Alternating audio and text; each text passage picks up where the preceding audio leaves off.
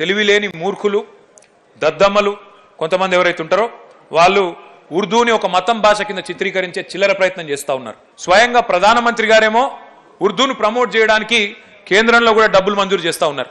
కానీ ఇక్కడ ఉన్న కొంతమంది తెలిసి తెలియని మిడిమిడి జ్ఞానంతో మాట్లాడే కొంతమంది సన్నాసులు మాత్రం ఉర్దూని ముస్లింల భాషగా, ఉర్దూని మైనారిటీల భాషగా మాత్రమే చిత్రీకరించే చిల్లర ప్రయత్నం చేస్తూ ఉన్నారు. మైనారిటీ విద్యార్థులు తెలుగు నేర్చుకోవాలంటే తెలుగు నేర్చుకునే అవకాశాలు ఉండాలి. అదేవిధంగా ఎవరైనా ఇతరులు ఉర్దూ నేర్చుకోవాలని ఆసక్తి ఉంటే ఉర్దూ నేర్చుకునే అవకాశం ఉండాలి. అందరం కలిసి ఇంగ్లీష్ నేర్చుకుంటామంటే ఇంగ్లీష్ నేర్చుకునే అవకాశాలు కూడా ఉండాలి. ఈ ప్రభుత్వం మతాల ఆధారంగా, కులాల ఆధారంగా చిల్లర రాజకీయాలు చేసే ప్రభుత్వం కానే కాదు. తప్పకుండా ఇంగ్లీష్ మీడియం పెడతాం, తెలుగు మీడియం పెడతాం, ఉర్దూ మీడియంలో కూడా అవసరమైతే మీ ఎమ్మెల్యే గారు కోరినట్టుగా తప్పకుండా ఒక కళాశాల మంజూరు చేయించే బాధ్యత కూడా మాది. మాకు ఉర్దూ, ఇంగ్లీషు, తెలుగు ఈ వ్యత్యాసాలు మాకు తెలియదు.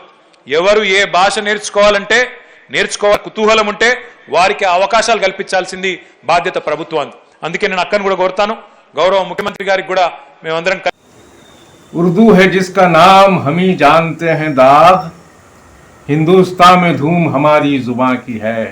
उर्दू दोस्ती जिंदाबाद, उर्दू परस्ती जिंदाबाद। किसी शायर ने कहा था, गरीब शहर ने रखी है आबरू, वरना अमीर शहर तो उर्दू जुबान भूल गया। आपने इस ख्याल को गलत साबित कर दिया कि अमीर शहर उर्दू को भूल गया है।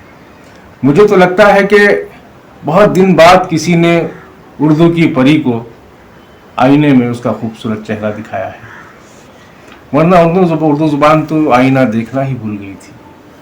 लगभग सारे देशवासियों ने, बल्कि मुसलमानों ने भी ये मान लिया था कि उर्दू मुसलमानों की ज़ुबान है।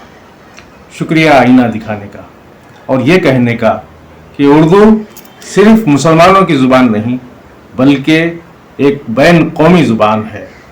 सच तो यह है कि उर्दू हिंदुस्तानी ज़ुबान है, गंगा जमनी तहजीब की ज़ुबान है।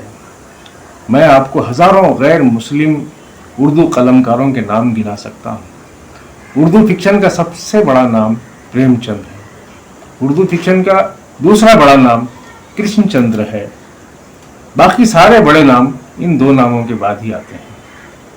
उर्दू शोरा में बेशुमार मोतबर घरानों के हिंदू शोरा आपको मिलेंगे, जिनका नाम उर्दू शायरों की फहरिस्त में सबसे ऊपर आता है, जैसे पंडित दयाशंकर नसीम, पंडित लभू राम जोश मलसियानी, पंडित बाल मुकुंद अर्श मलसियानी, पंडित ब्रिज मोहन दत्तात्रेय कैफी, पंडित ब्रिज नारायण चकबस्त, पंडित आनंद मोहन जुत्शी गुलजार दहलवी, पंडित आनंद नारायण मुल्ला, महाराजा किशन प्रसाद शाद, पंडित दामोदर जकी, राजा गिरधारी प्रसाद बाकी, राजा नरसिंह राज आली, राम प्रसाद बिस्मिल, तिलोक चंद महरूम।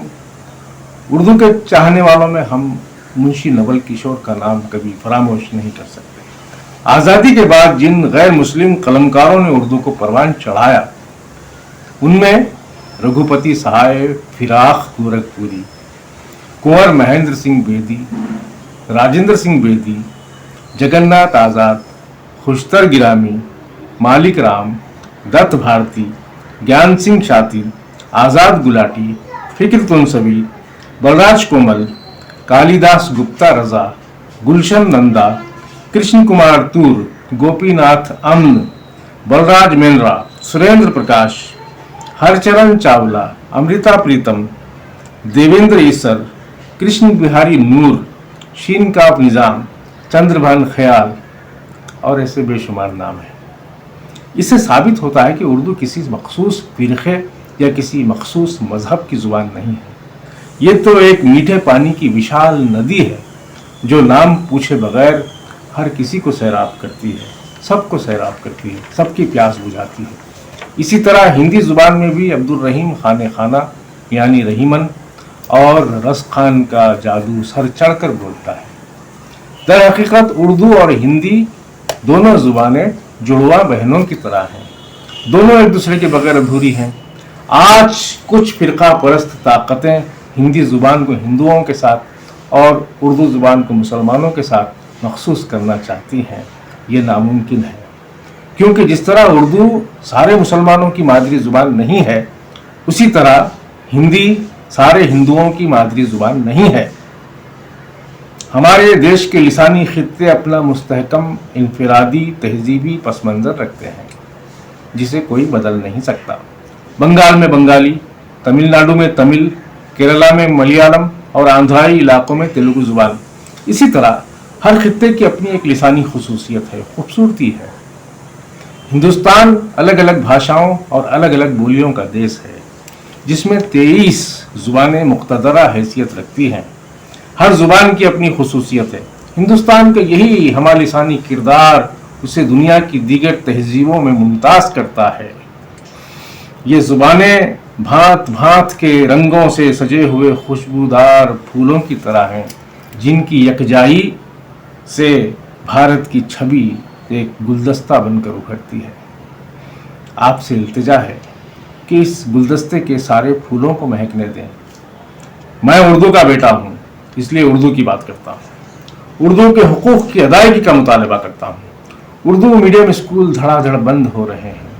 उर्दू की बुनियाद पर खड़ी जामिया उस्मानिया में शोबे उर्दू लावारिस हो चुका है। यहाँ तक कि इसके लोगों से भी उर्दू गायब हो चुकी है। और भी कई मसाइल हैं जिन पर तवज्जो देने की ज़रूरत है। उर्दू ज़ुबान हिंदुस्तान की आन बान शान है। एक गैर मुस्लिम शायर मनीष शुक्ला ने कहा है कि बात करने का हसीं तौर तरीक़ा सीखा, हमने उर्दू के बहाने से सलीक़ा सीखा।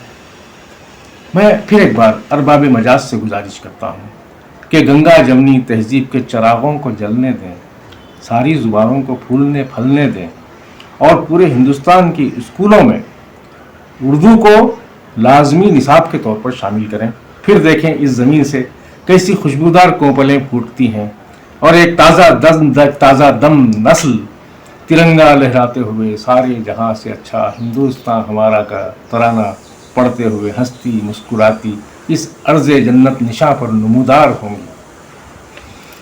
आखिर में पंडित आनंद नारायण मुल्ला के इस शेर पर अपनी बात ख़त्म करता हूँ। गोलाब हो रंगत फूलों में, खुशबू जो नहीं तो कुछ भी नहीं, इस मुल्क में चाहे हुन बरसे, उर्दू जो नहीं तो कुछ भी नहीं, उर्दू जो नहीं तो कुछ भी नहीं। जय हिंद।